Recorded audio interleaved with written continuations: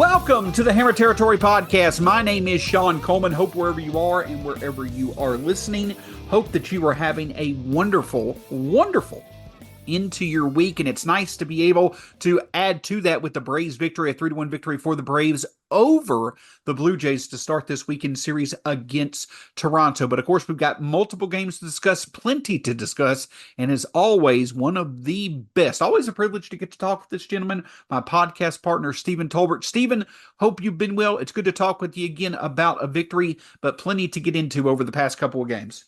Yeah, what's up, Shawn? Yeah, it's been, the last couple of games has kind of been a perfect microcosm of the Braves season, to be honest. If you hadn't watched for the last 4 or 5 months and you wanted to understand what it's like to watch Braves games this year, just watch the last two games. And that is a perfect encapsulation of what the season has been like so far, with maddening, just unbelievably inconsistent offense, incredible pitching, incredible back into the bullpen, and a win and a loss in the last two games, and that kind of sums up the Braves 2024. But yeah, we got a lot to get to tonight, and obviously a couple of games to talk about. Big stretch, the playoff standings, how close they are. So, but it's always good to do these with you, man.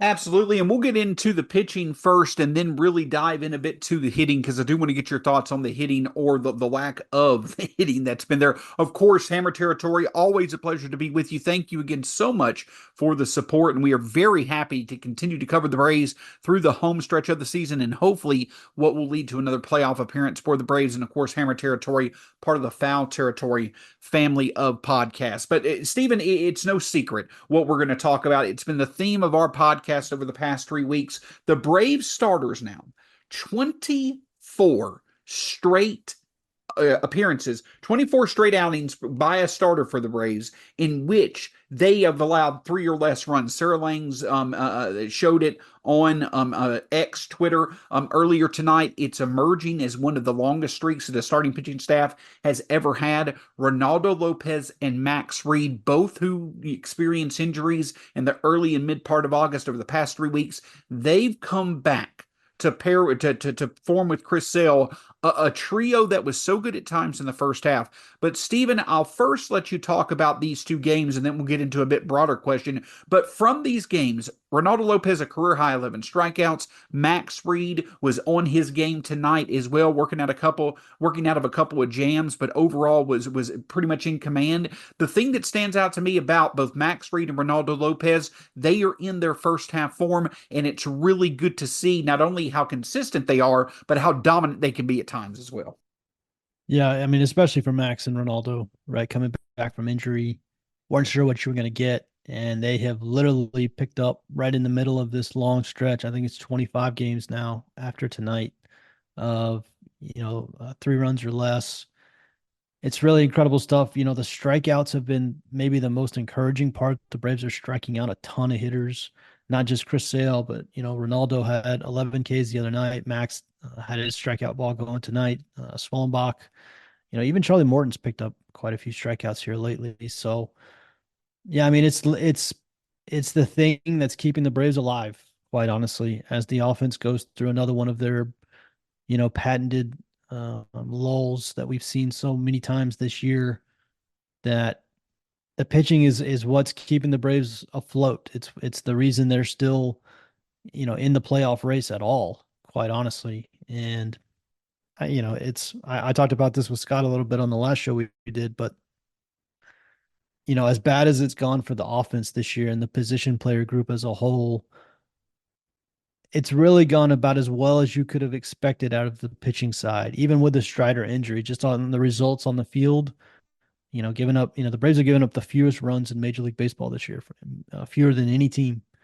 They're number one in runs allowed in terms of fewest runs allowed. So it's been incredible, and it is the thing carrying this team right now. They have become the Seattle Mariners. I know Jared Kelnick probably thought he was leaving the Mariners, but he went to the East Coast Mariners for 2024 because they can prevent runs with the best of them. It's just the scoring part that they're having trouble with. And Yeah, the starting pitching has been the anchor all year, and it's been incredible. And this latest stretch is just another example of how that part of the team has really carried this franchise in 2024 when the offense has done so little. Well, and that's the thing that I'll ask you. I'm not trying to jump ahead here, but I do think that it's worth definitely talking about is that when it comes to this Braves team right now, Stephen, I talked with you about it before the podcast. I legitimately would feel confident of putting this starting staff for the Braves up against any other starting staff in baseball right now. Sale, then Fried, then Reynaldo Lopez. And even when you talk about the number 4 starter, Spencer Swellenbach, he's been right up there compared to many 4 starters in the National League. He's been one of the most impressive starters over the past 3 months in baseball. So the point that I'm getting at is that we're going to talk about why it's still in doubt that we're going to get there. But if we can get to the playoffs, I'm not just saying that our pitching could have the chance of keeping us in playoff series. I am saying that the Braves are in a position right now to where I think when many would point to their starting staff as being an advantage for the Braves over really any other National League team. I would say even including the Phillies potentially. Maybe it's close, but that's how good this Brave staff is right now. They truly, in my opinion, could form a trio between Sale, Fried, and Lopez that I think you could stack up against any other trio in baseball when it comes to a potential playoff series. Oh yeah. I mean, we've talked about it a bunch, but it's not just they have quality pitching, but they have quality frontline pitching, right? With Sale, with Max, with Ronaldo, you can put that trio up against anybody else in baseball in terms of their best three pitchers. And then you add in the back of the bullpen, Dylan Lee, Pierce Johnson, Joe Jimenez, Rocio Iglesias. I mean, those guys have been as good as any bullpen in baseball. So, yeah, I mean, the Braves can absolutely, they have to get in, but they can absolutely do damage once they get in because they're just very hard to score against. And usually the only time the Braves give up a run these days is off of a defensive, miscue like Soler, the last couple times, or Arcia had the error tonight that led to the run. The pitching side is not giving up anything. Again, they are number one in baseball. They've given up the fewest runs in baseball all year. And yeah, you get them in a short series where the only pitchers you're going to see are Sale, Max, Ronaldo, Lee, Pierce Johnson, Jimenez, and Iglesias, and those are the only 7 guys you're basically going to see the whole series. Good luck. I mean, yeah, I mean, you're going to have a hard time doing anything. And if the Braves offense contributes at all, I mean, just a little bit, then the Braves could literally they could absolutely march to the World Series with this pitching staff. But you got to get in. And the Mets are as hot as any team in baseball. They are the hottest team in baseball. And, the Braves are currently tied for that last spot. And you got to get in before it matters. So that's going to be the key. But this pitching staff has been incredible. And the top end pitching, the front line pitching they have, the back of the bullpen they have, they are as well set up to do damage in October as anybody, but they got to get there. Pop quiz, AJ. What is America's #1 meal kit? That would be HelloFresh, Scott, and it even works for picky eaters like you. There's an ever-changing menu of 50 recipes to choose from each week. So just select your meals and delivery date, and voila! Yeah, home-cooked meals just hit different. The recipes are easy to follow with pre-portioned ingredients delivered fresh. Just choose that delivery day, open your box, cook, and eat. It's so easy, Kratz. Agreed. With FT every day and my coaching job, I don't have time to search recipes all night and also spending money on a whole jar of spices for only a pinch. Nah, I'm good. My family gets more of me because I don't have to take a last-minute trip to the grocery store at night to find dinner. Ready for this? For free breakfast for life, go to HelloFresh.com/free FT. One free breakfast item per box while subscription is active. That's free breakfast for life just by going to HelloFresh.com/FREEFT. So let's talk about the thing that kind of has played a big role in it being in question into whether or not they're going to get there last night. And Stephen, you used the word microcosm. You used the fact that, the past 2 games is just such a, very accurate example of the frustrations that have been bubbling up for the team, for the fan base all year long when it comes to the offense. Last night, the Braves were actually up by one run. And I find it very telling that the Braves right now are like 27, 28 games above 500 when they score first, 15, 16 games under 500 when the other team scores first. The reason that I think that that's very telling is because last year the Braves were so historic at scoring first, scoring early in the game. This year they've fallen off so much in that aspect of things that it's hard to be able to come back in games, even with how good your pitching is, when you just don't have a good offense. But last night in the second inning, we were already up 1-0. We had Orlando Arcia on third, Luke Williams at the plate, and I just wanted a productive out. This team has had such a struggle in getting productive outs with runners in scoring position. And what happens? A strikeout by Luke Williams, a pop up by Michael Harris. It felt in the second inning up 1-0. That was going to be a missed opportunity that was going to come back and haunt us, and that's absolutely what happened. But I bring all that up to say, I never thought that I would have those type of thoughts so early in games that this offense was doomed because it missed a chance in the second inning. But it's because this team has been so bad at converting opportunities when it's not hitting home runs, it gets frustrating. And it really is especially frustrating when you see that there's plenty of opportunities to score runs, but we just cannot convert them when we have golden opportunities to. Yeah. I mean, it's been atrocious. The offense has been as bad as I ever thought they could be, even accounting for the injuries. And that's the thing. And this is the thing that's going to annoy me in the offseason. I don't want this all to be whitewashed under the headline that the Braves just had a ton of injuries in 2024, and that's the reason they couldn't score any runs, because I don't think that is an accurate portrayal of what's happened. The injuries have played a big part of it. Of course, the injuries have played a big part of it. But the Braves right now in their lineup have Jorge Soler, they have Marcell Ozuna, they have Matt Olson, they have Michael Harris, they have the two catchers who are healthy. They've got Jared Kelenic. They've got Adam Duvall. They've got Laureano, who's been unbelievable. They've got Whit Merrifield, who's got like a 380 on base percentage or something. Like, they have enough guys that they should still be able to score some runs. Like, it should not be, and it should not take an act of God for them to score more than 2 runs in a game. And even when everybody was healthy, this team was not scoring runs. And even when Ozzy was in there, Ozzy was having one of the worst years of his career. And Michael Harris was having one of the worst years of his career. And Sean Murphy's having one of the worst years of his career. And Adam Duvall is having one of the worst years of his career. And Matt Olson's having one of the worst years. Like, it's down the line outside of Marcell Ozuna. It's been underperformance. And then on top of that, injury. And I don't want injury to whitewash all of the underperformance away, because it's an important part of the conversation, because it something does need to change going into next year. I don't want the conversation to be, well, we'll be healthy next year and everything will fix itself, because injury is not the only reason this offense has underperformed this year.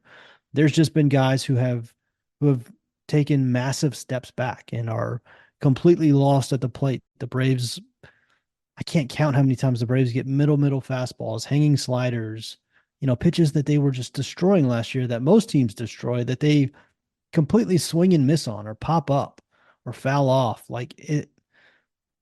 Something needs to change in terms of their philosophy, their approach. Something needs to change next year. I don't want it to just be, well, the Braves were injured, so that's why they didn't perform the way we thought they would. Because that's not accurate. That's only part of the story. And as we sit here today, I still believe they have enough talent on the offensive side to be at least an above average offense. I don't think they have enough talent to be an elite offense, but I think they have enough talent to be an average offense, or even slightly above average. This group, even with the injuries, should not be like a bottom 5 offense. It just shouldn't. There's too much talent on the field. And I don't know what's going on. I would love to give you an answer. It's the exact same hitting coach. It's the exact same hitting philosophy as last year. I don't know. I mean, it's baseball. That's part of it. It's a hard game. It's hard to hit, but it's been maddening. It has truly been maddening watching this team try to score runs in 2024. It's one of the more frustrating things I've experienced on a team that's expected to do a lot, that's done so little on that side of the ball. And the other thing that stands out to me, Stephen, is that, we talk about What could the Braves do to change things? What could they do to try to be better? And I think you hit the nail on the head. I don't have the numbers in front of me at the moment, but I did earlier, probably about a month or so ago, and it stayed pretty consistent since that time. We talk about the fact that, well, when you look at what has struggled so much about the Braves offense, and I know that I have honed in on how unproductive they have been with runners in scoring position. I think, for a good part of the season, they've been in the bottom three to even the worst team when it comes to striking out the most with runners in scoring position. And I know that some may say, well, look at who they played in the outfield, Eddie Rosario and Adam Duvall, and they played replacement level players or below replacement level players in the outfield. But it wasn't that really at all. When you look at the combination of Michael Harris and Marcell Ozuna and Matt Olson and Ronald Acuna Jr., Austin Riley, our best hitters in the lineup, each of them had an 8 to 10% higher strikeout rate with runners in scoring position this year than they did last year, a much lower walk rate as well. The point that I'm getting at is that you're exactly correct. And to the point that, yes, we've suffered injuries, but the fact is that the overall approach of this team has been so unproductive. There have just been so many times when you're looking at the at-bats and you're like, why can't we just sit here and put the ball in play to get the job done? And that leads me to my main point in that it's layers to this. One of the reasons why the offense has done better in the second half is they got back to hitting home runs. But that in of itself kind of masks the fact that this team still struggles to get on base. They still struggle to be productive with runners in scoring position. That's a big key to me. It's not just one thing that's holding this offense back. It's multiple things that's holding it back. So if they're struggling in one area, they don't have another approach that'll be successful. And that's what's really maddening at times that leads to performances like we saw on Thursday night. Yeah. And again, I'm aware that they've had injuries, right? I understand Ronald Acuna Jr. is not in there. But Ramon Laureano has a 130 WRC plus with the Braves. And if Ronald Acuna Jr. was in there, Ramon Laureano would not be playing. So, I'm not saying Ramon Laureano has given you Ronald Acuna Jr. level production, but if Ronald was had a 130 WRC plus over the span that Laureano's been on the team, that would be a very normal stretch for him. And so Laureano has added quite a bit to this team, and still, even with that, and Whit Merrifield has like a 110 WRC plus since he's been on the team. And I know that's not Ozzy Albies, but that's kind of Ozzy Albies level production. Like that's what you would expect from Ozzy. And even still, they cannot hit. They cannot score. Even with these guys coming out of nowhere and, Marcell Ozuna having an MVP level season, they still can't score. And that's because, nobody on the team gets on base. I mean, every single guy on the team outside of Merrifield and Ozuna, have a 300 on base percentage or less. Like, I think Olson's at like 310, and that's one of the highest in the lineup. But, the Rays have guys like Garcia with like a 280 on base percentage. Michael Harris has like a 290 on base percentage. Both the catchers have really bad on base percentages. Kelnick has a bad on base percentage. Duvall have been atrocious this year. Like they don't get on base a lot. And when they do get on base, they do not come through in big ways. They hit a lot of solo home runs. Yeah, it's just, and this front office has sold out for power. Let's be clear about that. Like, Acuna and Olson and Riley are kind of their three guys who they thought would be big on base guys, but everybody else was kind of a power over on base, addition. And so they built this team to hit a lot of homers. And I just don't know if you can sell out for power that way. I'm very interested to see what they do in the offseason because I'm interested to see if they change their approach, they change their strategy, the way they build the roster, the way they build a lineup. If they get a little bit more on base, maybe a little bit more speed. The Braves are one of the slowest teams in baseball. I do think speed is a little overrated at times, but the Braves have so little speed that I do wonder if maybe they add a little at some point. Yeah, I don't know. I wish I could tell you. It's an offense that was designed to hit home runs, and they have hit homers this year a lot better in the second half, like you mentioned. But very few times with anybody on base, they're having to hit 3 or 4 homers in a game to win the game. That's just a tough way to exist. And they do not hit well with runners in scoring position. They do not play small ball well. They don't take extra bases because they don't have any speed in the lineup. It's just everybody kind of sits back and wait. They wait for the 3-run homer. And last year it came all the time, and this year it hardly ever comes. And it's more complicated than that, but it's not really more complicated than that. That's really kind of what's happened. And last year they got the big homer, and this year they have it. And yeah, that's been the difference. And it's been a drastic difference. So drastic. I'm very curious to see what kind of changes they make going into next year. If they rely on this same formula offensively in 2025, because 2024 has been a disaster. I mean, it just has. Offensively, it's been a disaster.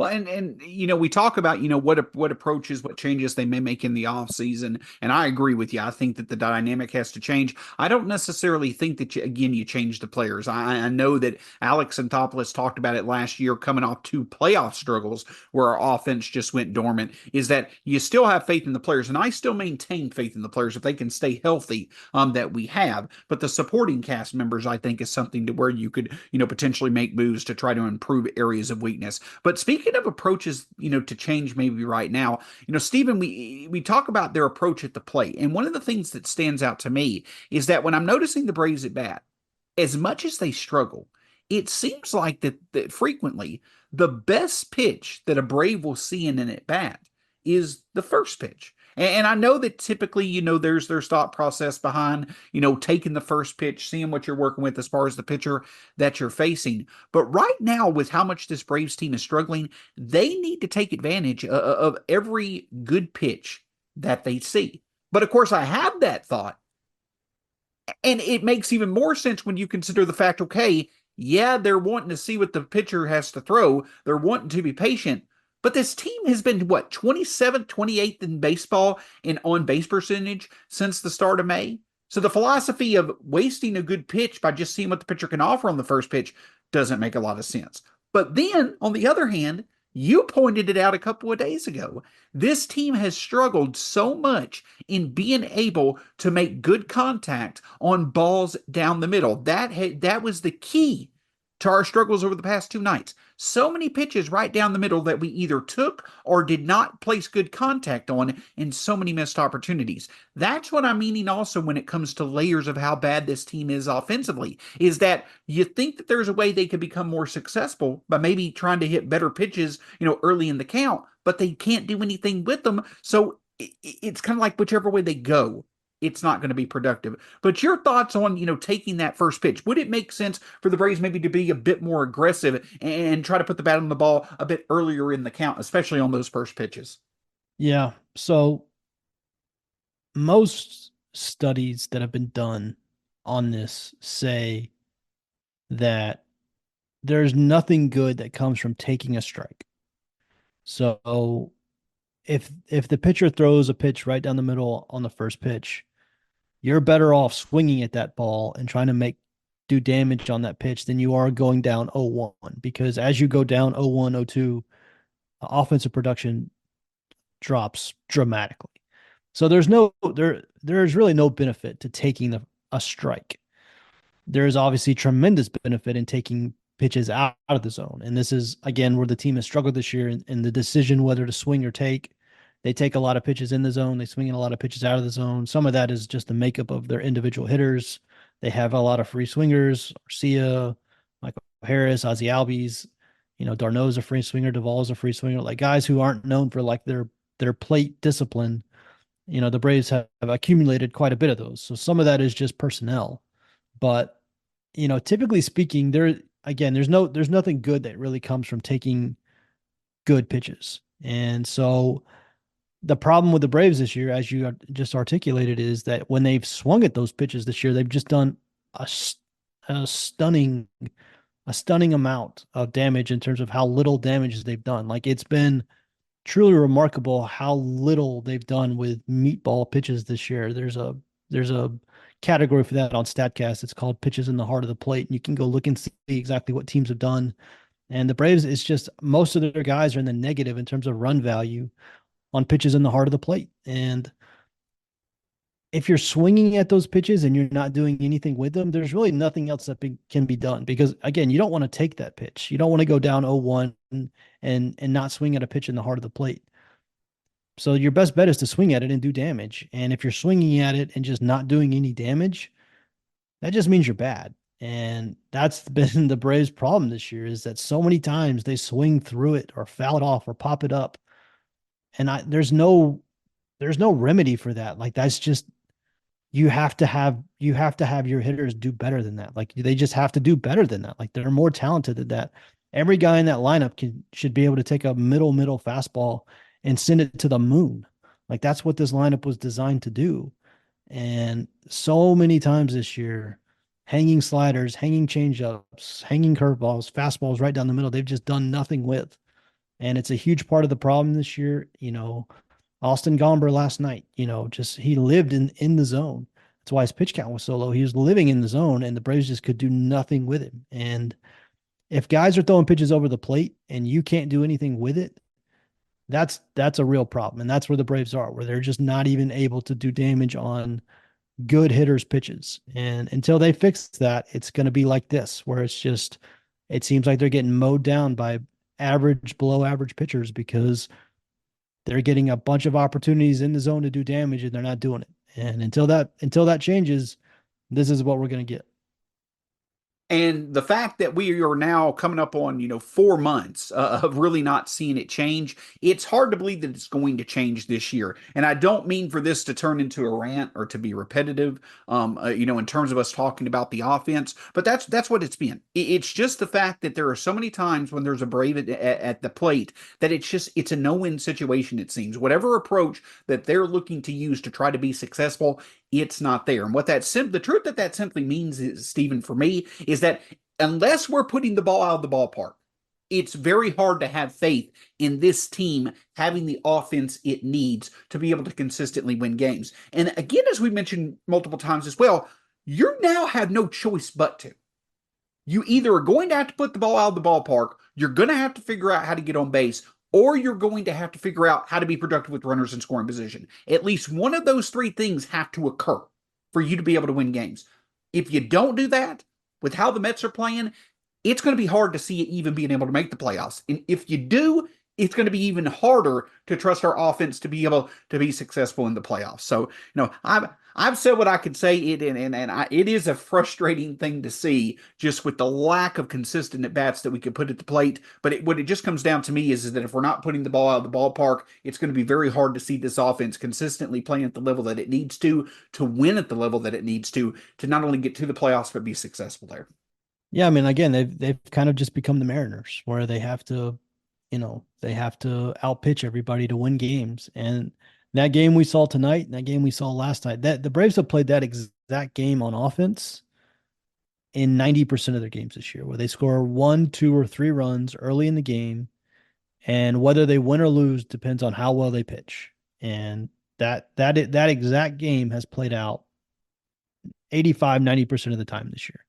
And the pitching has been so good that the Braves are actually currently in the playoff hunt, and they have more wins than they have losses because that's how unbelievable the pitching has been, where the offense can do that over and over and over and over again, and the Braves can still have more wins than losses, have a positive run differential, be in the playoff hunt. That's how good the pitching has been. But the offense doesn't really change much. Every once in a while, they'll go through like a 3 or 4 game stretch where they'll score 8, 7, 8 runs a game and give some guys some breathing room. But for the most part this year, it's been 1, 2, or 3 runs early in the game, and then hold on for dear life and hope the pitching can get the ball. The starters can get the ball to Jimenez and Iglesias in the ninth, and those guys have been nails all year. That has been the formula. That exact game we watched tonight and that exact game we watched last night, that has been most of the games we've watched on offense all year. It's just come down to how good the pitching's been. And the pitching's been unbelievable, which is why the Braves are where they are. So my guess is for the next 3 weeks, we're going to see the exact same thing. We're going to see that game on offense that we've seen all year long. And the Braves are going to win or lose based on how unbelievable their pitching is. And if the pitching falters at all, then the Braves are screwed. And if the pitching holds the line and maintains it, then they got a shot. If the Mets maybe lose a game at some point, that would help. But yeah, I'm done kind of expecting something different at this point. My expectation is that exact same game we've seen on offense all year will be the exact same game we see for the rest of the year. And the win or loss is going to come down to how great the pitching is. And I don't think it's known.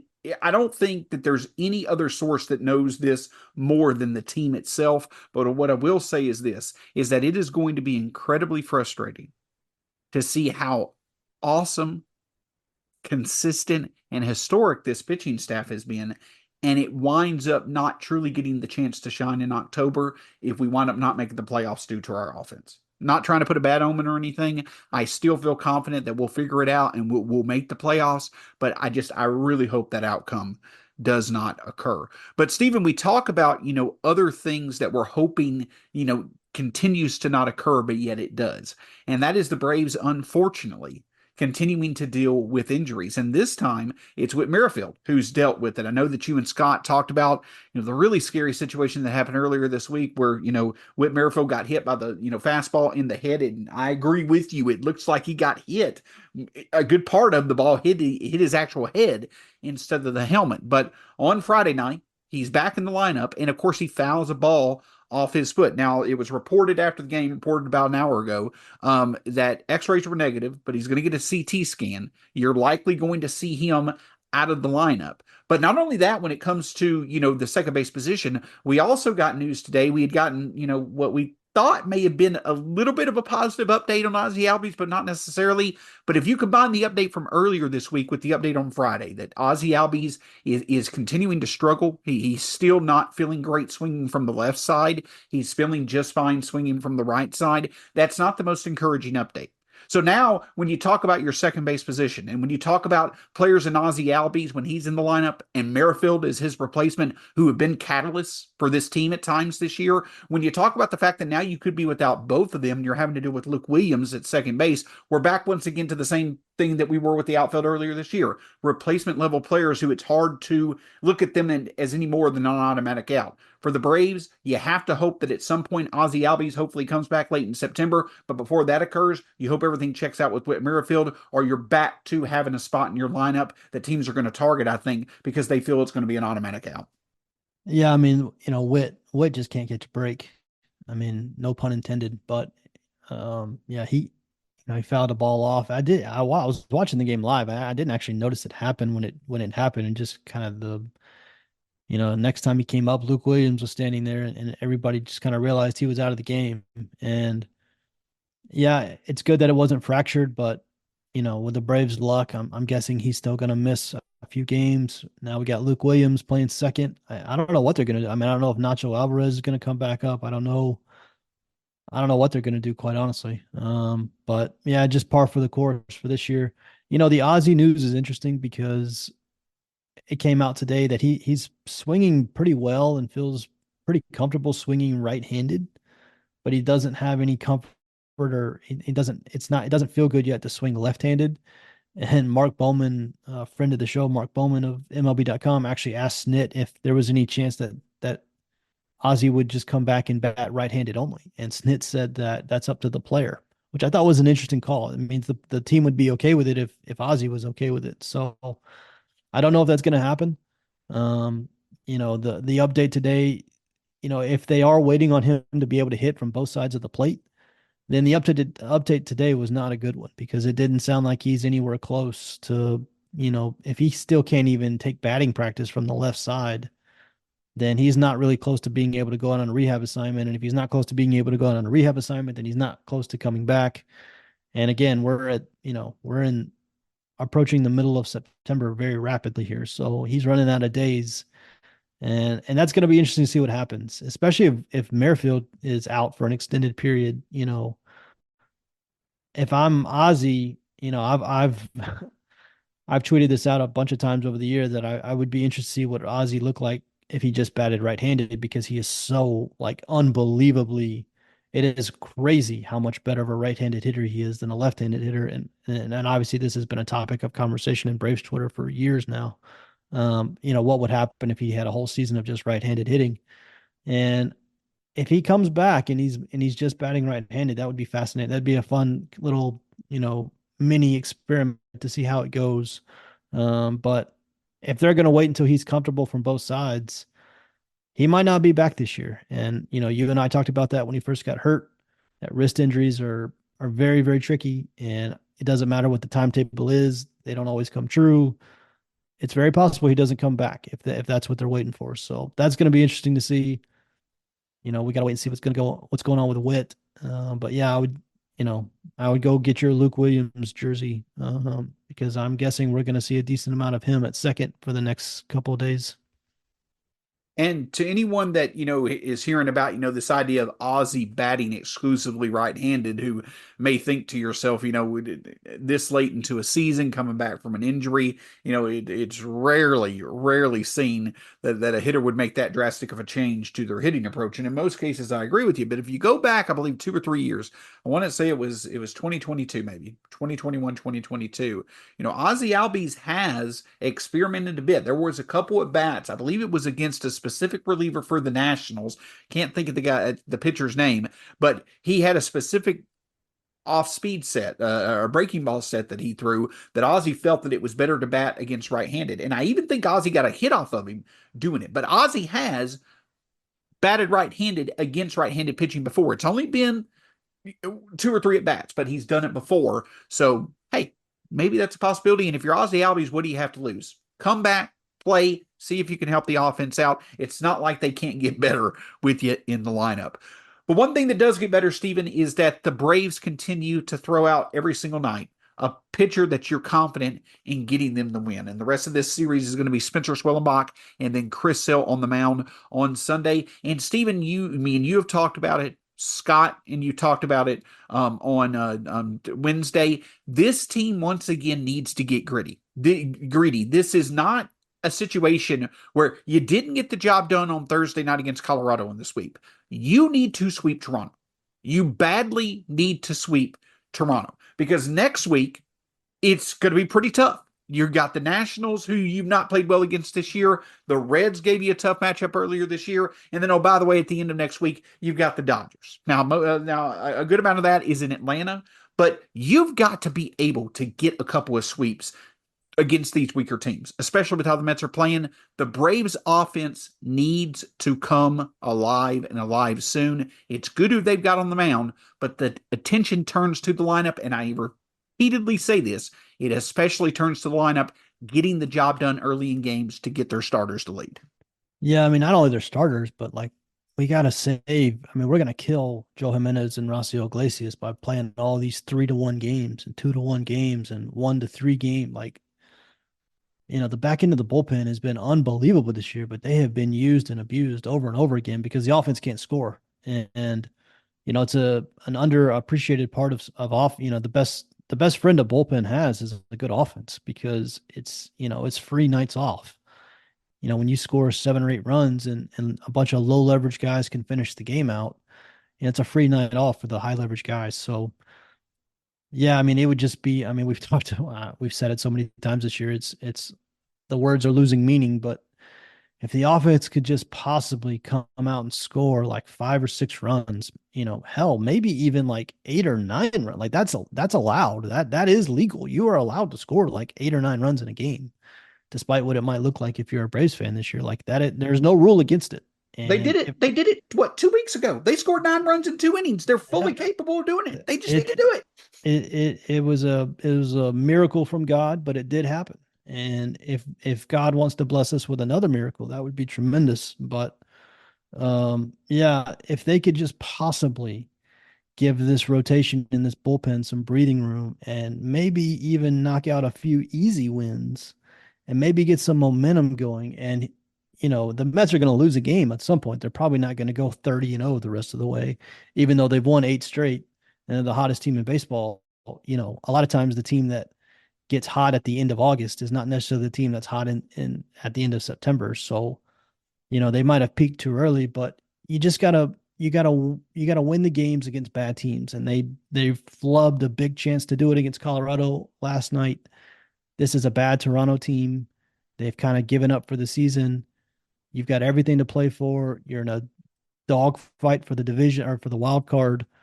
Yeah, go out and win these games because, like you said, it's going to get tougher. The Dodgers are coming to town next weekend. They go to Cincinnati where they have not had success. You know, it is going to get tougher. So, you got to win these games where it's at home against not a great team. And, like you said, Schwellenbach could sail on the mound the next 2 nights. You feel good about that. But the offense has got to show up at some point. And we'll certainly be here to cover it, if and when it does. And you know what? If it doesn't, we'll be right here to talk about it once again. That's the joy of doing this with Stephen, Brad, and Scott every chance that we get, whether it's this team playing like a potential World Series contender or this team unfortunately struggling like one of the worst teams in baseball. We've seen both versions of this team, or we've seen both of those versions of this team multiple times this season. Hopefully it's the former here soon. If our offense can just support our pitching for a week or two, I really think you could see us, secure that final spot in the wild card and be in a good position when it comes to the playoffs. Stephen, you got anything for us as we wrap up this edition of the Hammer Territory podcast heading into the weekend? No, I will say this because I just saw it come across my feed, but the Diamondbacks did lose, and that's the team. Obviously, everybody's focusing on the team behind the Braves, which is the Mets, but the team right directly ahead of the Braves is the Diamondbacks, and they have lost a couple games in a row now. So, the Braves are kind of sneaking up on them for that second wild card spot. So it is it's not just a two-man race here between the Braves and the Mets. The Padres and the Diamondbacks are pretty close in that race as well. So it's essentially 4 teams for 3 spots. And it's, it looks like it's going to come down to the wire. And it looks like all these teams are going to finish with pretty damn good records. I mean, typically that last wild card spot, 84, 85 wins has been good enough to get it. I don't know if that's going to be the case this year. The Braves are already at 77 wins. There's still 3 weeks to go. I doubt 85 wins is going to get you that third wild card spot. It might be closer to 90 this year. So, yeah, it's kind of a 4-team, for 3-spot race. And so, if you're a Braves fan, obviously what the Braves do matters, but what the Mets, the Diamondbacks, and the Padres do every night matters too. So, and the Diamondbacks just lost. So that is noteworthy. Yep. So at the end of the day, we could talk about, Scott mentioned it the other night, whether it's 1-0 or 18-0, and whether it's, the offense hit 9 home runs or whether it's a perfect game over 9 innings, a win is a win is a win. And that's all the Braves need to do.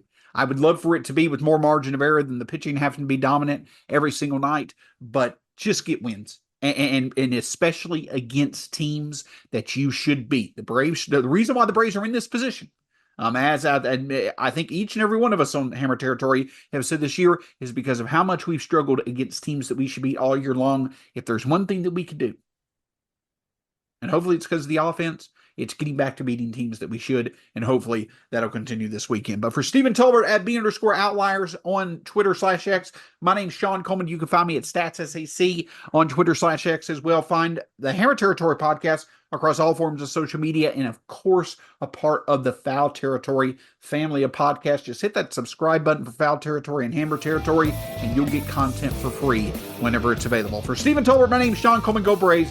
We'll talk to you again soon here on the Hammer Territory podcast.